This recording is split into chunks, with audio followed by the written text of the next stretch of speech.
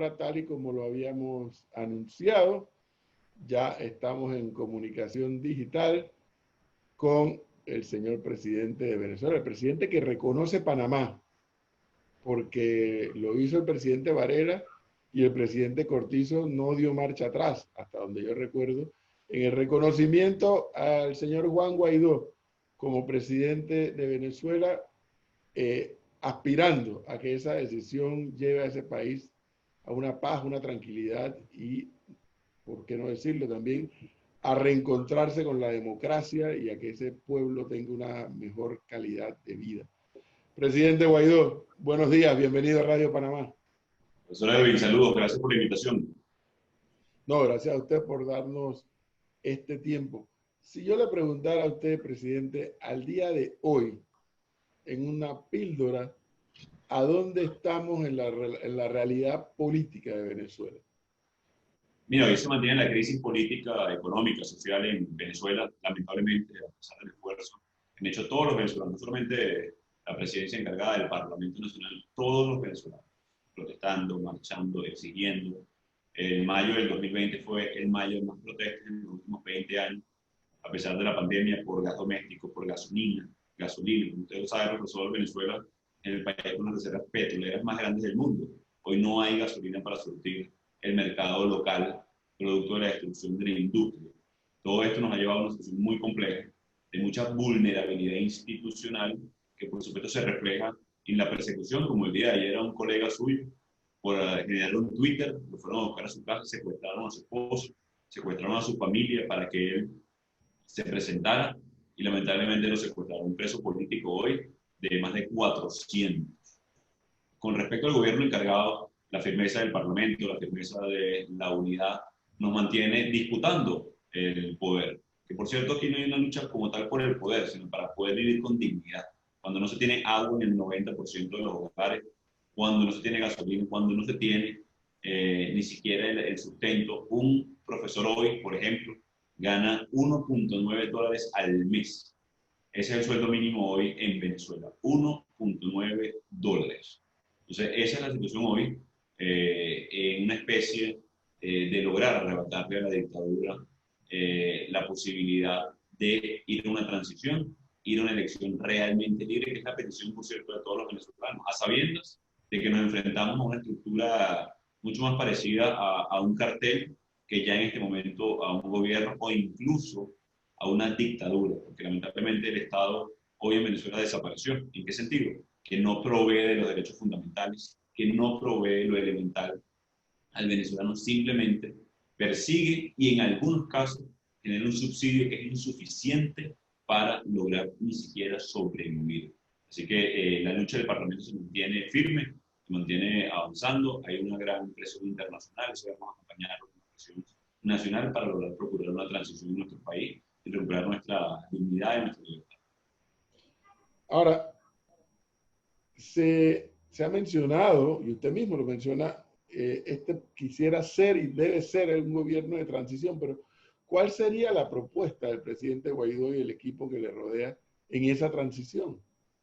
Mira, muy sencillo. Hoy en Venezuela se necesita, se requiere, primero de la confianza, que son intangibles, pero son centrales para, por ejemplo, generar crédito a nivel internacional. Se requieren no menos de $60.000 millones para poder reinsertar o poder colocar en la industria petrolera. Nosotros pasamos de 3 millones de barriles de petróleo a menos de 300.000 por primera vez desde lo que llamaron el reventón en Venezuela, que fue el descubrimiento del primer pozo petrolero, la primera explotación.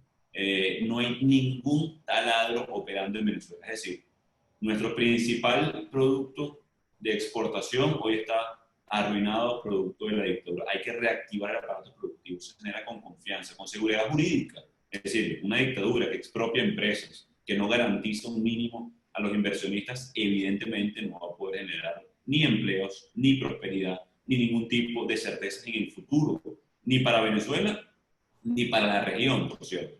Porque en paralelo a esto están financiando con oro manchado de sangre al ELN, a la disidencia de la FARC, a grupos terroristas, entre otras cosas. Es como si en Panamá, profesor, cerraran el canal y quisieran cobrar tasas absurdas para simplemente llenarse los bolsillos y no beneficiar al pueblo de Venezuela. Eso fue lo que hizo el régimen de Maduro.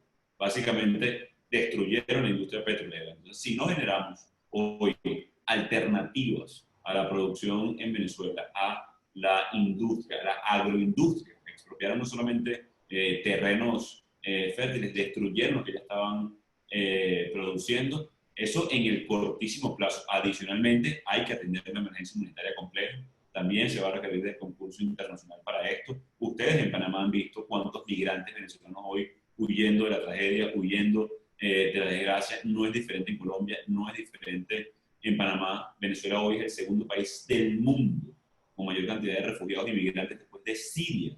Siria es un país en guerra. Y cuando usted analiza hoy todos los indicadores en Venezuela, Venezuela hoy es un país en guerra. No vimos caer las bombas como se ve en la televisión o en alguna imagen que le puede a uno evocar la palabra guerra, pero destruyeron la libertad de expresión, destruyeron el Estado de Derecho, la capacidad productiva en Venezuela y tenemos las mismas consecuencias. Migración, emergencia humanitaria, 70% de contracción del PIB. Así que atender la emergencia humanitaria en el cortísimo plazo, generar confianza en la industria venezolana para poder generar inversión y restablecer la economía nacional, van a ser centrales de cara al cortísimo plazo. Además de la parte política, por supuesto, que es reinstitucionalizar el país para lograr una elección realmente libre y sea el venezolano el que decida el futuro de nuestro país. Esos vínculos de los que se habla del régimen de Maduro con Irán, incluso con la FARC y el ELN, en el caso de la oposición al régimen de Maduro, ¿es un discurso o hay las evidencias de que efectivamente esos vínculos existen? Mira, tienen 12 años de vínculos. Inició con, como tú recuerdas seguramente, la visita de Ahmadinejad a Venezuela, que fue el primer punto de puerto de entrada. Hay no menos de 12 empresas que están sancionadas por los Estados Unidos, por ejemplo, que tenían operación en Venezuela, una empresa de bicicletas, una empresa de producción de alimentos, está absolutamente documentado.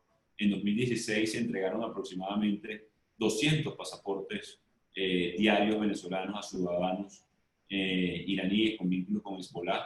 Hoy, yo creo que es un poco más evidente, importan gasolina. De nuevo, es como importar agua, ¿no? o peces al mar Caribe.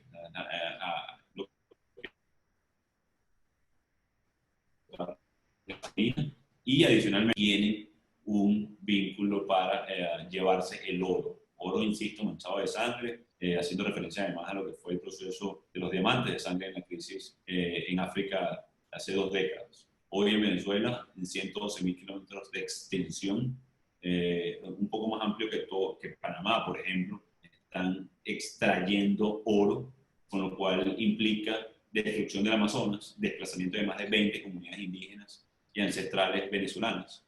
Están traficando armas, lavando dinero, entre otras cosas, y de ahí parte uno de los principales vínculos con el ELN, por ejemplo, que es el financiamiento, porque la protección de estas minas se la delegaron nada más y nada menos a grupos irregulares colombianos, con lo cual obtienen financiamiento. Esto está muy documentado, ha sido compartido con los organismos de inteligencia, además en la región, para tomar medidas y cartas en el asunto, y esto pone en riesgo la estabilidad del continente, en definitiva.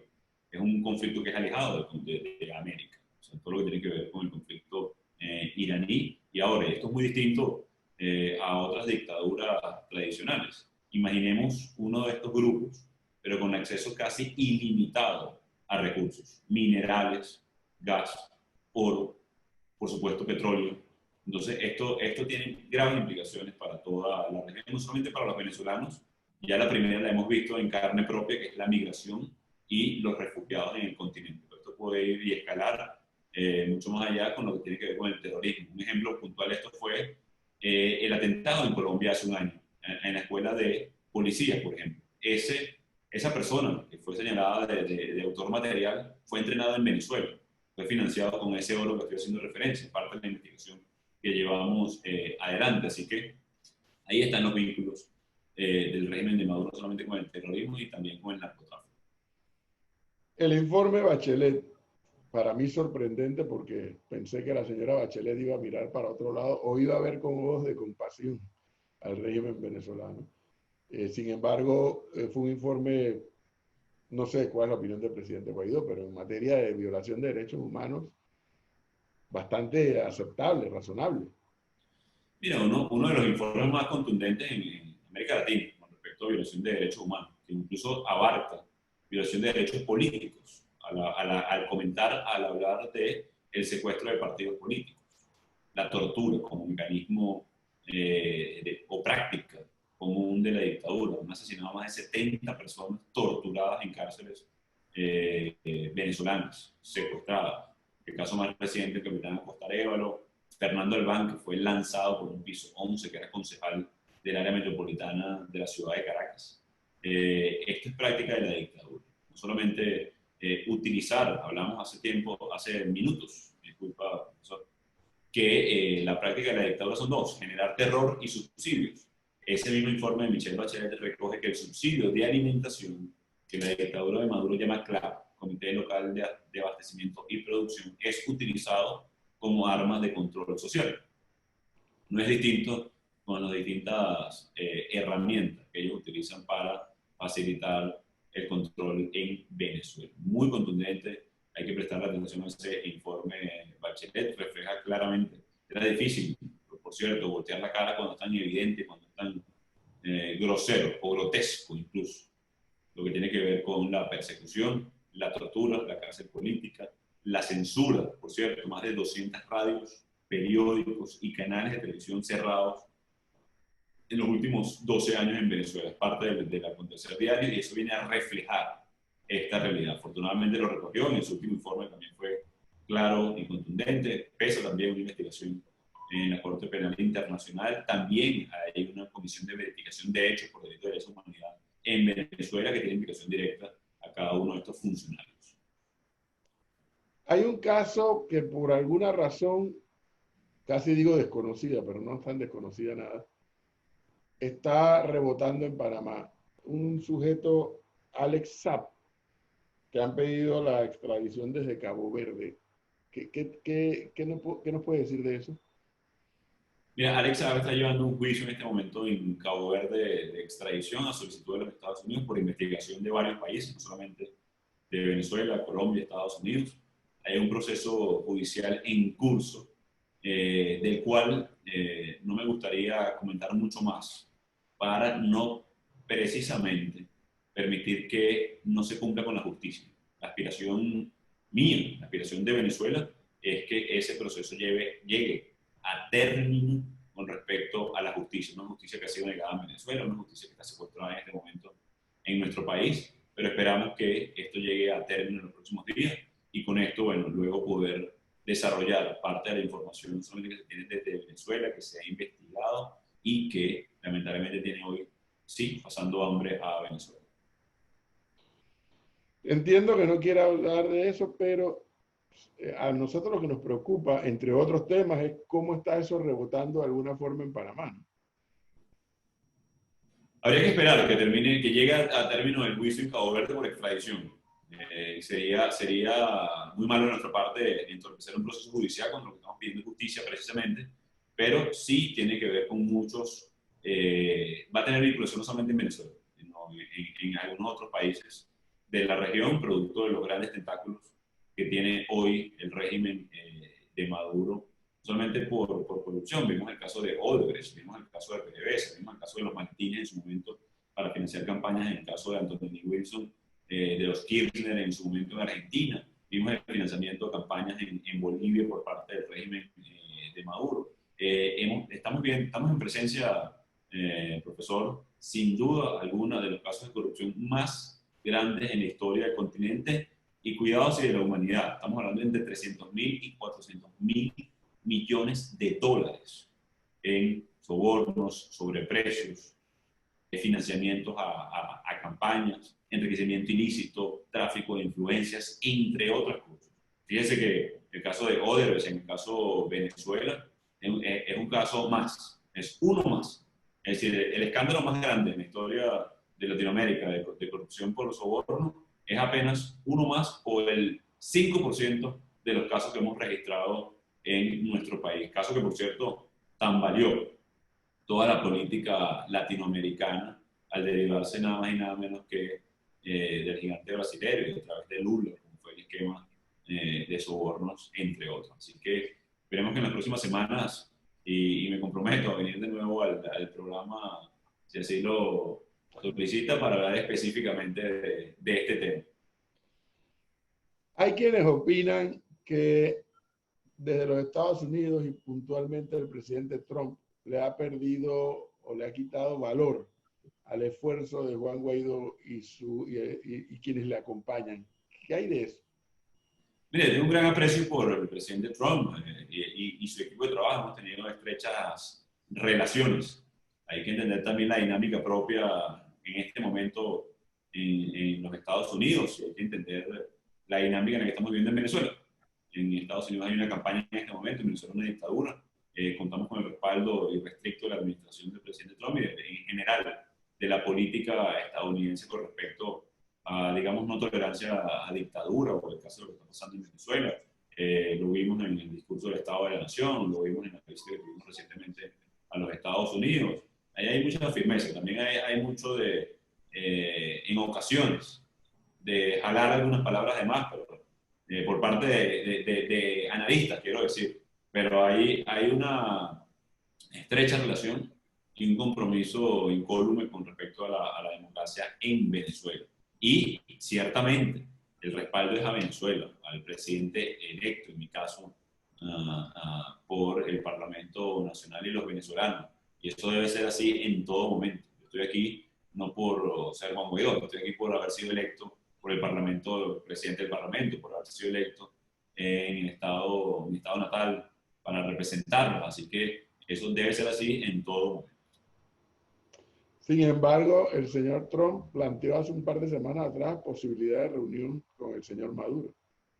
En un contexto de que le preguntaban sobre el libro, recuerda el libro publicado, en ese contexto de publicación que fue hace más de un año, y lo dijo muy claramente también, para su salida.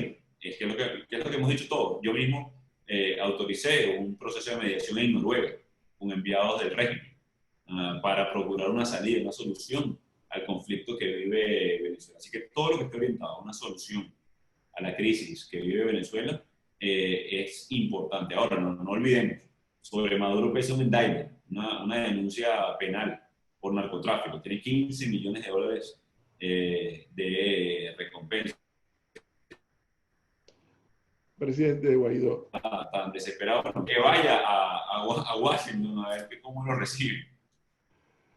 Presidente Guaidó, una de las cosas que más nos sorprende a algunos panameños, sobre todo aquellos que estuvimos en la lucha contra la dictadura militar acá en Panamá, es que lo que estamos viendo en Venezuela es impresionantemente parecido a lo que vivimos en Panamá, pero impresionante. Incluso en algunos casos, por el lado de Estados Unidos, hasta veo que reaparecen actores que estuvieron actuando acá en Panamá, como entre otros el señor Elliot Abrams y demás.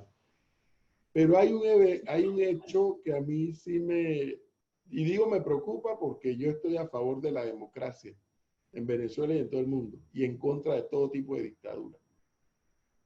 Pero un problema por el cual políticamente pasa Venezuela es que la impresión que hay claramente es que no se ha podido lograr una unidad fuerte de la oposición política para enfrentar al régimen dictatorial. Y ahí parece que hay un talón de Aquiles, ¿no le parece? Bueno, eso sería un talón de Aquiles sin duda, porque un factor fundamental y ustedes lo vivieron y se han vivido en la mayoría de las transiciones a la democracia en la región, que aquí hago solo una salvedad, profesor Cabrera. Aquí hoy los indicadores en Venezuela se parecen mucho más a dictaduras africanas, incluso que a las latinoamericanas, en su concepción inicial o su tipificación.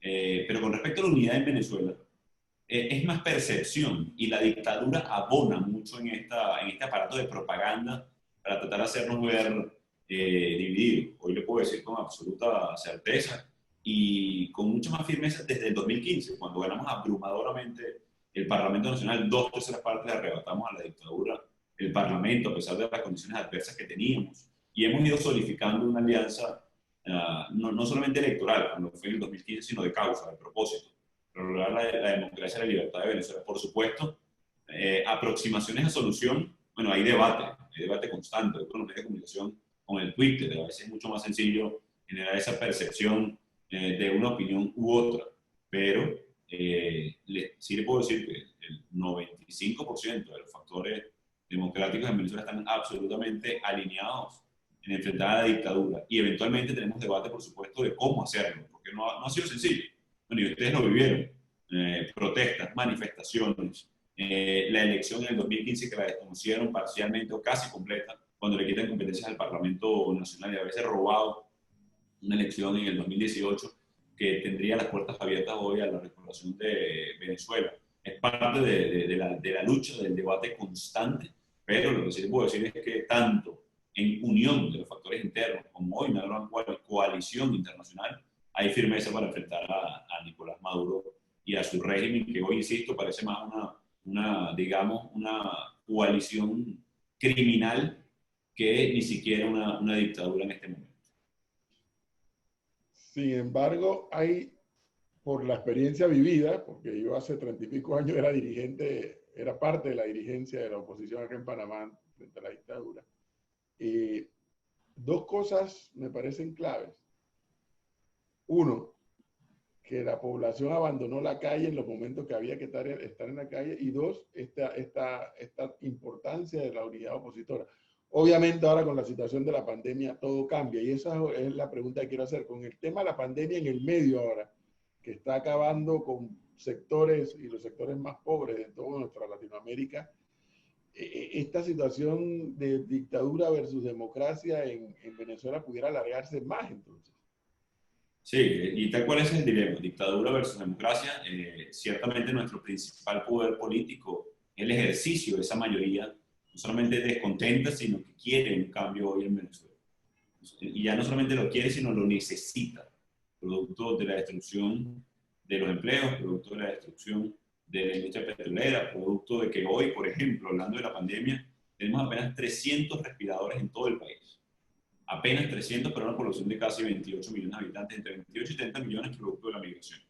Entonces, aquí es, hasta el 10 de marzo, tuvimos grandes movilizaciones en Venezuela, la más reciente, y producto de la pandemia tuvimos que adaptar el mecanismo de lucha por lo cual el régimen se ha tratado de utilizar para de nuevo generar más control social, lo que han hecho durante estos años, y no les importó, están utilizando la pandemia como un mecanismo militar y policial, no como un elemento científico, médico y profundamente social para atender a las clases o a nuestra gente más necesitada, como nosotros que le otorgamos un bono de $100 a cada enfermera, camillero, obrero del sector salud, médico, que es la primera línea de defensa. Han muerto más de 9 en las últimas 2 semanas médicos, pero va a ser central, por supuesto, como ustedes lo saben, la presión interna y ese ejercicio de la mayoría, que hoy más del 90% del país rechaza a Nicolás Maduro y a su entorno, pero expresarlo en un momento de pandemia ha sido bien complejo, además de la persecución, además de la censura, además de lo que sabemos que generan las dictaduras, pero es un elemento clave, sin duda, en cualquier proceso de transición en este momento en Latinoamérica. Creo que mi compañera de mesa de trabajo, Flor Altamiranda, tienen unas preguntas, Flor.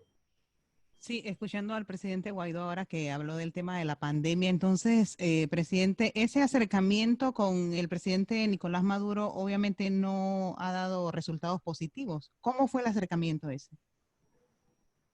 Bueno, no hubo ningún acercamiento con el régimen de Maduro. Insistimos a través de la OPS, la Organización Panamericana de la Salud, dado la emergencia, dado la dificultad del venezolano por simplemente sobrevivir. Así de dramático es la situación. Y logramos canalizar recursos a través de la OPS y la OMS.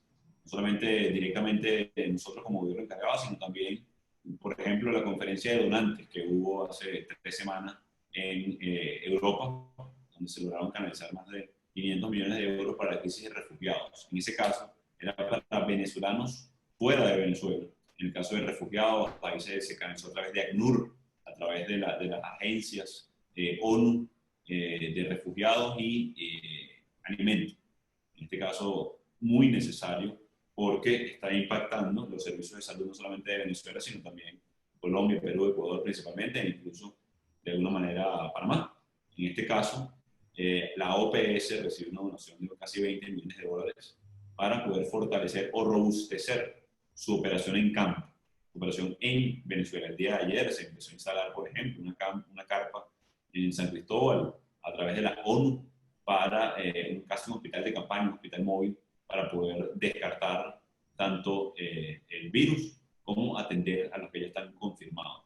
Una situación de nuevo de guerra, una situación que solamente se ve en países que han estado en guerra como Siria, Afganistán, Sudán del Sur, y pudiera parecer exagerada la comparación, sobre todo para los que conocen Venezuela, sobre todo para los que tienen a Venezuela en el imaginario como un país entre comillas rico, porque tiene petróleo, porque tiene acceso a recursos. Hoy lamentablemente ese país está no en las mismas condiciones, sino en las condiciones de los países que señalé, y así el World Food Program, por ejemplo, habló de los 5 países en riesgo de hambruna del mundo, e incluyó a Venezuela.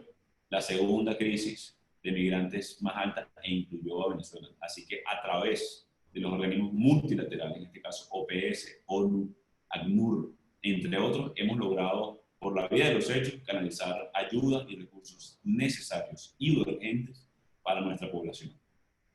Pero OPS y OMS no han dicho nada en relación a lo que se dice afuera de Venezuela, de que las estadísticas que le están dando al mundo no son las reales. Han hecho referencia, no solamente ellos, sino, por ejemplo, el Hospital Hopkins, que es el que está llevando, uno de los principales que está llevando la información, lo dijo también la alta comisionada Michelle Bachelet, la utilización y la misma dictadura, que se contradice todos los días.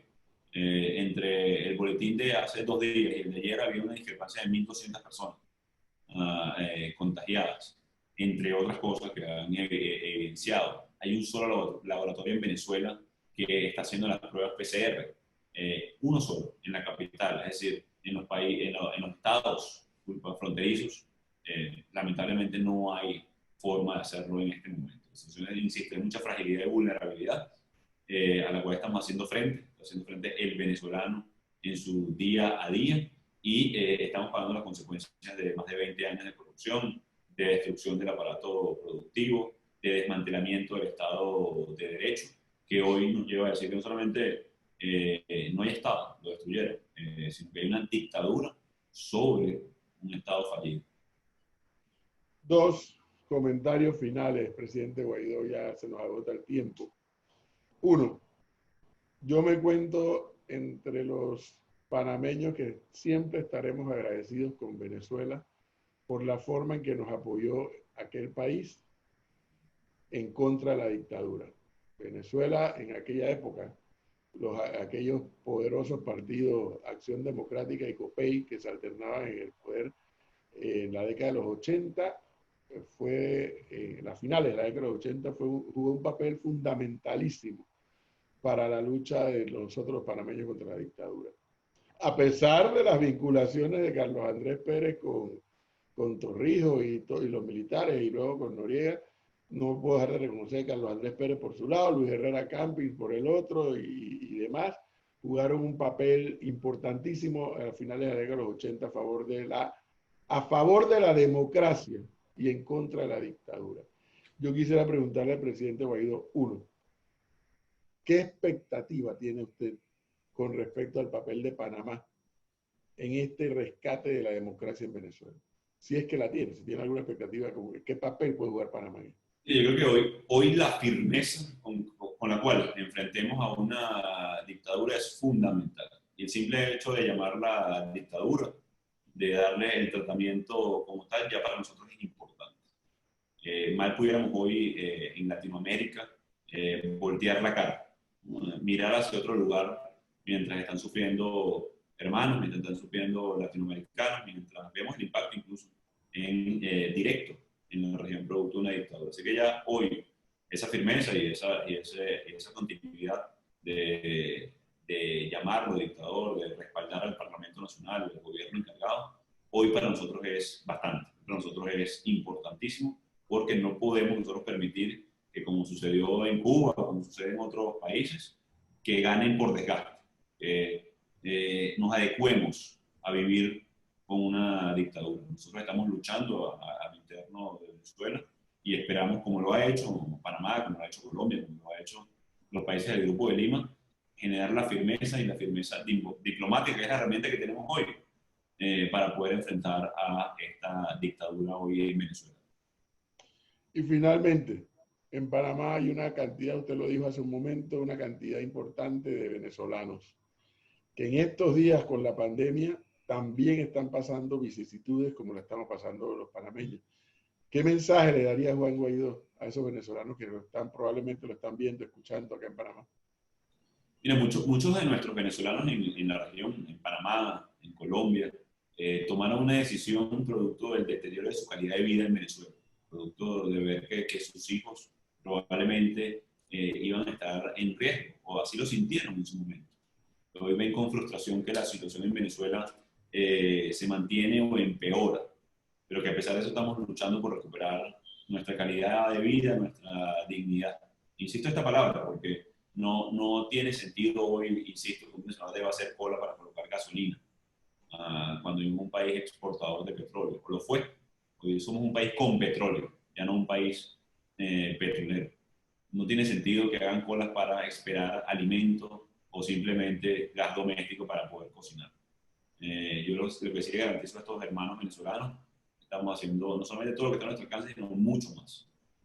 Con las capacidades que hemos construido, con nuestros aliados, con la clara visión de una transición que genere gobernabilidad y estabilidad y que genere un espacio para que nuevamente puedan tomar una decisión. Poder regresar, poder echar raíces en países que nos han recibido de manera honorable, como el caso de Panamá, como el caso de muchos otros países en Latinoamérica, pero que sea una decisión propia, no que sean empujados por una dictadura y hoy por una pandemia.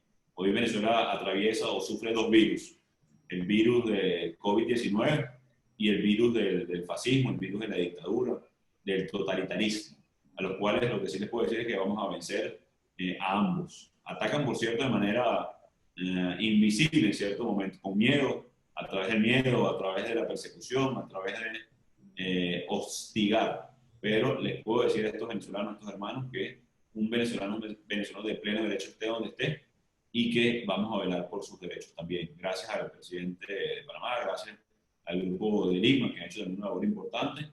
No podemos detenernos hasta haber logrado ver una Venezuela realmente libre de nuevo. Estoy tratando de verificar una noticia, pero no la encuentro, que mientras hablamos aquí, justamente tiene que ver con el señor Saad. Pero ahora aquí en la agencia F no la encuentro rápidamente porque dice acá a última hora el gobierno de Cabo Verde autoriza la extradición de Alex Saad a Estados Unidos. A las 2. Esta fue una noticia a las 2:06 de la mañana, de la madrugada de hoy, 14 de julio. El gobierno de Cabo Verde autoriza la extradición a Estados Unidos del empresario colombiano Alex Saad, acusado de ser testaferro del presidente de Venezuela, Nicolás Maduro, a la espera de la decisión final de la justicia caboverdiana. Está en el Twitter de la agencia F, según lo que estoy leyendo aquí. Pero bueno, vamos a verificar esto. Sí, nos encantamos con esa noticia. En el caso de Venezuela, bueno, la justicia tarda, pero llega, esperando noticias. Entiendo que eso tiene que ver con una opinión jurídica que emitiera el procurador de Cabo Verde y se hizo pública el día de hoy. Bueno. Presidente Juan Guaidó, muchísimas gracias. Aquí hay algunos panameños que promueven, que son afines a la dictadura y a los grupos comunistas y demás que se están riendo de la entrevista. Yo les quiero recordar a ese grupo de panameños que así mismo se reían cuando luchábamos contra la dictadura panameña y terminaron sucumbiendo. No, y no solo eso, Edwin. Recuerdo, cuando eso pasa, recuerdo las palabras de Hannah Arendt, ¿no? La banalización del mal. Muchos tratan de caricaturizar una lucha de todo un pueblo por afinidad ideológica, en algunos casos por desconocimiento o por ignorancia. Lo que no se puede ocultar es la lucha de todo un pueblo, de todo un país, de todo, incluso ya un continente. en contra de una dictadura. Para analizar el mal, solamente te pone del lado del opresor, te pone del lado de la dictadura y de la maldad. Y al final, presidente Guaidó, así como hay panameños chavistas, hay panameños que somos pro democracia, contra la dictadura, sea de izquierda o sea de derecha. Porque al final de la historia, presidente Guaidó, la gente que tiene hambre no hace miramientos de izquierdas o derechas. La gente que está padeciendo un país que tuvo todo y que esta dictadura lo ha acabado, lo ha depauperado. Yo no entiendo, bueno, respeto que ideológicamente sean afines, pero no entiendo cómo lo pueden justificar. Cómo han depauperado ese país, un país que exportaba democracia. Mucha gente no lo sabe, pero Venezuela fue un factor clave en la pacificación de Centroamérica, por ejemplo. No solamente en la lucha a favor de la democracia en Panamá, sino en la pacificación de Centroamérica. Venezuela jugó un papel importantísimo. Exportó democracia.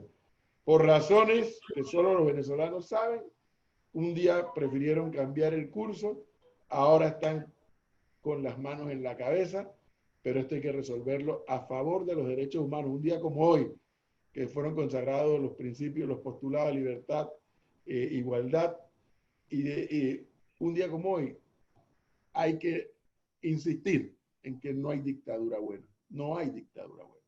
No hay dictadura buena, no hay dictadura mala. Todas son malas. Lo que sí, solamente te agrego algo, y ya no para lo que quieren justificar una dictadura fallida, una dictadura terrible, sino para todos los panameños. La democracia siempre está en juego. Y tú lo acabas de decir, Venezuela exportó petróleo, pero también democracia, también ideales republicanos importantes a toda la región, colaborar con procesos de paz, apoyar a todos nuestros hermanos suramericanos en su momento también que atravesaron dictadura y los recogimos o los acogimos de manera amplia, pero a todos los jóvenes panameños, a todos los que nos están escuchando, les puedo decir que la democracia siempre está en juego. No es una herencia graciosa que recibimos en algún momento. En Venezuela la tuvimos y la perdimos, lamentablemente, por malas decisiones, por errores que se cometieron y por la intención totalitaria de un grupo que, haciéndose de los recursos del país, destruyeron absolutamente todo. Es importante opinar, es importante los contrapesos, es importante participar en todo momento de la toma de decisiones, en la búsqueda de la toma de decisiones, y ese es un mensaje que sí les puedo dar hoy con absoluta interés. Siempre está en juego la democracia, defendámosla en conjunto, defendámosla como latinoamericanos, como demócratas y como amantes de la libertad. Muchísimas gracias, profesor Cabrera. Gracias a usted, presidente Guaidó. Que esté bien, cuídese. Dios lo bendiga. Saludos a todos en Panamá. Muy amable.